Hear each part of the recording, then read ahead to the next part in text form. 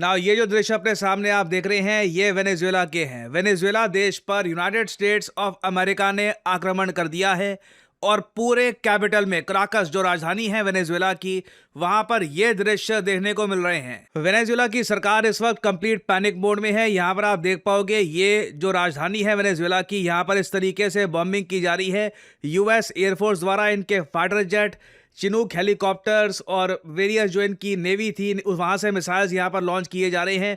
जो भी यहां पर वेनेजुएला के मिलिट्री कॉम्प्लेक्स थे, जहां पर मिलिट्री स्टेशन थी, इसको सीधा मिसाइल से डिस्ट्रॉय किया जा रहा है। कुछ हद तक आप कह सकते हैं इंडियन पर्सपेक्टिव से अगर हम देखें तो ऑपरेशन सिंदूर की याद आती है सब देखकर। प्रधानमंत्री अचानक से दिन में उजाला हो गया योजना, बट वेनेजुएला के लिए आप समझ सकते हैं ये एक बहुत ही ज्यादा डरावना दिन है। इनको पता नहीं है कि यूएस की बॉम्बिंग किस हद तक जाएगी, क्योंकि जिस तरीके से बॉम्बिंग हो रही है, अगेन दिस इज स्केरी।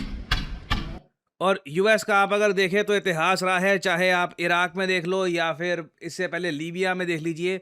कई कंट्रीज में यहाँ पे बॉम्बिंग यूएस कर चुका है इन द पास्ट। सर्बिया में फॉर एग्जांपल जो यूएस ने बॉम्बिंग करी थी ड्यूरिंग 1992 बिल क्लिंटन के टाइम में, ये काफ़ी बार कई दिनों तक बॉम्बिंग करते हैं। इससे सिविलियंस को ऑब्वियसली काफ़ी नुकसान होता है और इस वक्त पता नहीं है कि वेनेजुएला का क्या होगा। यहाँ के जो सिविलियंस हैं ये अपने देश की राजधानी छोड़कर भाग रहे हैं, कंप्लीट पैनिक मोड है। वेनेजुएला की सरकार ने इसी बीच एक अजीब सी स्टेटमेंट लॉन्च करी है। वेनेजुएला की सरकार ने ऑफिशियली एक नोटिफिकेशन में ये कहा है कि हम लोग रिजेक्ट करते हैं यूएसए का मिलिट्री अग्रेशन। अब यूएस भी सोच रहा होगा हमें कोई परवाह नहीं है, आप एक्सेप्ट करो ना करो, हमें जो करना है हम तो करके मानेंगे। और मैंने आपको बताया था, आज से आई थिंक काफ़ी टाइम हो गया, मैंने आपको 6 महीने पहले ही बता दिया था कि यूएस की मिलिट्री धीरे धीरे पहले तो वेनेजुएला को घेरेगी और उसके बाद एक बड़ा अटैक किया जाएगा वेनेजुएला पर।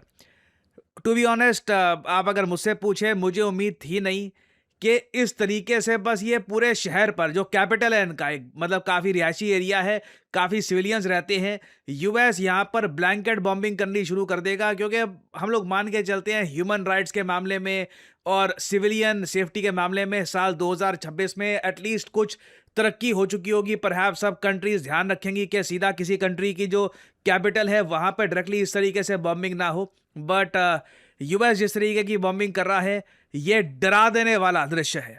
आसपास के कई देश लिटरली मैं कहूँगा डरे हुए हैं। वेनेजुएला के बिल्कुल साथ में एक देश है कोलंबिया, उनके प्रेसिडेंट तो कह रहे हैं कि ये जो बॉम्बिंग कर रहा है यूएस वेनेजुएला की, इसे रोकने के लिए जल्द से जल्द यूएन में एक इमरजेंसी मीटिंग बुलवाओ। इधर यहाँ पे आप देख पाओगे कोलंबिया के प्रेसिडेंट ने कहा है कि जल्द से जल्द इमरजेंसी यूएन मीटिंग होनी चाहिए, क्योंकि एक देश की कैपिटल को इस तरीके से बॉम्ब किया जा रहा है। यहाँ पे आप देख पाएंगे right now they are bombing Caracas, alert to the whole world, पूरी दुनिया को यहाँ पे अलर्ट होना होगा। They have attacked Venezuela, they are bombing with missiles, the OAS and the UN must meet immediately. अब टू बी ऑनेस्ट, वेनेजुएला के बाद कोलंबिया का डरना बिल्कुल बनता है, क्योंकि मुझे याद है डोनाल्ड ट्रंप ने कोलंबियन प्रेसिडेंट के बारे में कैटेगोरिकली बोला है कि निकोलस मदुरो के बाद कोलंबियन प्रेसिडेंट का नंबर आएगा। और मैं आपको बता दूं यूएसए का सीक्वेंस यही है, यूएस पूरे साउथ अमेरिका को ठीक करेगा। जो भी देश यूएसए की पॉलिसी के हिसाब से नहीं यहाँ पर काम करेगा तो सीधा they will bomb them towards submission. और यूएस मोस्ट प्रॉब्ली वेनेजुएला के बाद ये अपना ऑपरेशन एक्सटेंड करेगा all the way to Colombia. और आप अगर मुझसे पूछे तो ये सब देखकर काफ़ी दुख लगता है, क्योंकि यूएसए के पास ना कोई प्लान नहीं है कि आफ्टर माथ में क्या करेंगे। एक बार मान लो कि पूरे वेनेजुएला की बॉम्बिंग कर दी, फिर कोलंबिया की भी बॉम्बिंग कर दी, उसके बाद क्या होगा। देश को चलाने के लिए सरकार चाहिए होती है, शासन चाहिए, पुलिस चाहिए। जब वो सब हट गया उसके बाद तो लोग बस वहाँ पे एक तरीके से जंगल राज की तरह वहाँ पर रहेंगे। मतलब औरतें, बच्चे, वो सब काफ़ी अनसेफ हो जाते हैं, वहाँ पे मिलिशिया बननी शुरू हो जाती हैं। और ये काफ़ी हद तक हो सकता है वेनेजुएला और कोलंबिया में अगर इसी तरीके से ये बॉम्बिंग की जाती है। और अगेन ये सब बातें सिर्फ मैं नहीं कह रहा, सीएनएन में आप अगर देखोगे तो ये आर्टिकल्स लिखे जा रहे हैं कि यूएसए के टॉप ऑफिशियल्स ने कुछ अभी तक दुनिया को एक्सप्लेन नहीं किया कि ये इतनी सारी जो नौसेना लेकर ये बैठ गए हैं वेनेजुएला के सामने, ये कितना लंबा ऑपरेशन करना चाहते हैं, कितने लंबे समय तक बॉम्बिंग करेंगे वेनेजुएला की। Neither Trump nor his top foreign policy aides have sketched a preferred end game, कि आखिर करना क्या है वेनेजुएला में। यहाँ पे आप देख पाओगे, अगर गोल सिंपली ये है कि प्रेसिडेंट निकोलस मदुरो को हटाना है। अब बाय द वे, वैसे मुझे ये भी बोलना पड़ेगा, यूएसए का ऑफिशियल नैरेटिव ये है कि जी वेनेजुएला से बहुत सारे ड्रग्स आते हैं यूएसए में, तो यूएस यहाँ पर ये सब कर रहा है। जबकि इस पर कई अमेरिकन एनालिस्ट ने ही बहुत कुछ लिखा है कि वेनेजुएला से नहीं, मेक्सिको से आते हैं ड्रग्स यूएसए में। वेनेजुएला से रफली आप कह लीजिए मे बी 1% या 0.5% के आसपास ड्रग्स कुछ आते होंगे यूएस में। मेन इशू यहाँ पर यूएस का ये है कि निकोलस मदुरो पहली बात तो एक ऐसी सरकार चला रहे हैं जो यूएस की नहीं सुन रही, बहुत ज़्यादा प्रो चाइना प्रो रशिया हो चुकी है। दूसरा इशू यहाँ पर यह आ रहा है कि वेनेजुएला के पास दुनिया के सबसे ज़्यादा ऑयल रिजर्व्स हैं, जो डोनाल्ड ट्रंप के खुद ही कह चुके हैं एक बार एक ओपन मीटिंग में कि वो ऑयल रिजर्व्स यूएस कब जाना चाहता है। तो अगर मान लो, अगर गोल यही है कि निकोलस मदुरो जो है वेनेजुएला के प्रेसिडेंट, इनको हटाया जाए, तो अब प्रॉब्लम यहाँ पर यह आती है, एक बार निकोलस मदुरो हट गए तो फिर क्या होगा? There's been no White House effort to show Americans the administration is planning for the aftermath. कि एक बार मान लो अच्छे ने बॉम्बिंग कर दी, कैपिटल कोलैप्स कर गया, उसके बाद इस कंट्री का होगा क्या? क्या ये बंटवारा हो जाएगा यहाँ पर इंटरनली? क्या नए ग्रुप्स खड़े हो जाएंगे?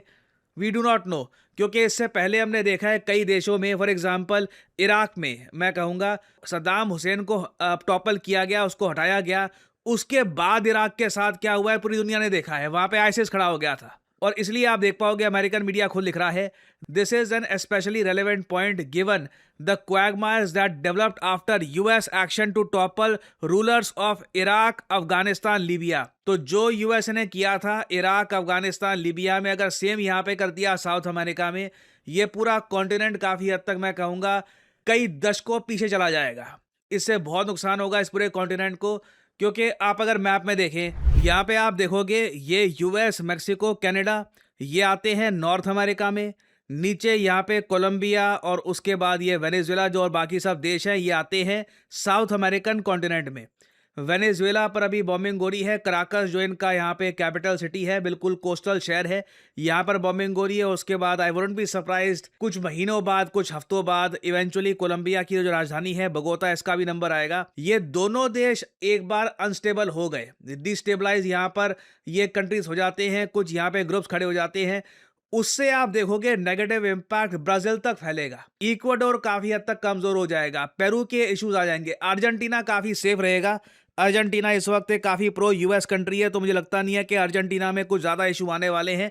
बोलीविया, अर्जेंटीना, चिले, पैराग्वे, प्राइमरली जो लिथियम ट्रायंगल है, इसको यूएस नहीं छेड़ रहा। यहाँ से लिथियम आता है, जैसे आप लोग जानते हैं लिथियम आयन बैटरीज में वो यूज होता है। यहाँ पर मुझे लगता नहीं है कि यहाँ तक आग पहुँचेगी, बट डेफिनेटली पूरे जो ये साउथ अमेरिका का नॉर्दर्न रीजन है, ये बिल्कुल झुलस सकता है। लिटरली मैं अगर मैं कहूँ हिंदी भाषा में, झुलस सकता है जंग की आग में। और even as I am recording this video right now, US अभी भी बॉम्बिंग कर रहा है वेनेजुएला में। कई जो इनके ऑयल टैंकर हैं ये इस तरीके से डिस्ट्रॉय किए जा रहे हैं। यूएस प्रॉपरली दुनिया को दिखाएगा कि मिलिटरीली ये लोग कहाँ पहुँच चुके हैं और इन लोगों के पास कौन सी नई टेक्नोलॉजी है।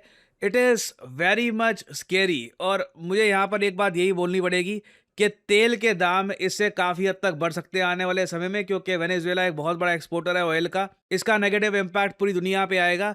और अगर आप सोच रहे हैं कि ट्रंप ने स्पेसिफिकली सैटरडे का वेट क्यों किया कि ये अटैक करने में, जैसे ही मार्केट्स बंद होती हैं ट्रंप अटैक कर देते हैं। ये देखिए ट्रंप की खासियत है, जो भी इनको बड़े निर्णय लेने होते हैं सैटरडे संडे को ही लेते हैं, ताकि मंडे को जो भी किसी ने अगर मान लो पैसा निवेश कर रखा हो, झटका लगे उसको। और अभी वैसे देखना ये होगा कि वेनेजुएला की रक्षा करने के लिए चाइना या रशिया आते हैं या नहीं आते, that will be very interesting to see. और निकोलस मदुरो क्या ये खुद मारे जाते हैं या फिर ये सर्वाइव करेंगे कुछ समय के लिए, या फिर जिस तरीके से रशिया फंस गया यूक्रेन में, क्या यूएस फंस सकता है वेनेजुएला, कोलंबिया में, ये भी देखना होगा। बहुत सारी अभी डेवलपमेंट्स होंगी, कुछ अपडेट्स आती है तो मैं आपके लिए अपडेटेड वीडियोस लाता रहूँगा। आप लोग यकीन नहीं करेंगे कितने सारे लोगों से मैं मिलता हूँ और उनसे बात करता हूँ और उनका एक ही सवाल होता है कि करियर में अब क्या करें। यू नो व्हाट, मुझे मैथमेटिक्स इतना अच्छा लगता नहीं है, कोडिंग वगैरह सीखने में मेरा मन नहीं लगता, मुझे कुछ और एक मतलब क्रिएटिव जॉब जहाँ पे मैं अर्ली स्टार्ट कर सकूँ, वैसा कुछ सजेस्ट करिए। वेल, मैं यहाँ पे आपको बताना चाहता हूँ डिजिटल मार्केटिंग के बारे में। डिजिटल मार्केटिंग के अंडर आपका करियर कैसा हो, इस फील्ड के अंडर आप बन सकते हैं डिजिटल मार्केटिंग असिस्टेंट, आप बन सकते हैं एक एसईओ राइटर, आप बन सकते हैं सोशल मीडिया स्पेशलिस्ट, आप बन सकते हैं एक एसईओ मैनेजर, एक कंटेंट मैनेजर। डिजिटल मार्केटिंग के अंडर आपको जॉब मिल सकती है वेरियस सेक्टर्स में, और ये जॉब्स लगातार बढ़ती जा रही हैं। एंड सिमिलरली आप देखोगे डिजिटल मार्केटिंग के जो कोर्सेज हैं ये भी दुनिया भर में, चाहे यूएस हो, यूरोप हो, हर जगह ये कोर्सेज बढ़ते जा रहे हैं। और आप एक बात नोट करिएगा, ज़्यादातर जो ये कोर्सेज हैं बहुत ज़्यादा महंगे होंगे, सिर्फ इंग्लिश लैंग्वेज में होंगे, और ये कोर्सेज बहुत छोटे होते हैं। 2-3 महीनों में ना हो गया कोर्स हो गया आपका, आपको बस आगे भेज दिया जाएगा। जबकि करियर सो एनरोल करने के लिए आपको करना क्या है, सिंपली जाइए इस वीडियो के कमेंट सेक्शन में, पिन्ड कमेंट में आपको मिल जाएगा ये link, start your digital marketing journey now. और यहाँ पे आपको करना है इस लिंक पर क्लिक, आपके सामने खुल जाएगा ये पेज। इधर अपना नाम, ईमेल आईडी, फोन नंबर और ऑब्वियसली डिस्काउंट कोड यहाँ पे डाल देना PD10, ताकि जो प्राइस है इस कोर्स का इससे बहुत ज्यादा कम प्राइस में आपको ये कोर्स मिले। अगर आप कोड डालना भूल जाओगे तो प्राइसेस आपको काफी इंक्रीज मिलेंगे यहाँ पर। So always enter the code PD10 and simply apply, that's all I am saying, simply apply. Career 247 की तरफ से कंसल्टेंट आपको कॉल करेंगे, आप बात कर सकते हैं, जानकारी और ज्यादा प्राप्त कर सकते हैं, और आप स्टार्ट कर सकते हैं अपनी journey in the world of digital marketing. और याद रखिएगा, this is not just digital marketing, this is digital marketing with generative AI. So इसी नोट के साथ यह वीडियो का अंत। Thank you for listening and as I always say, may the gods watch over you.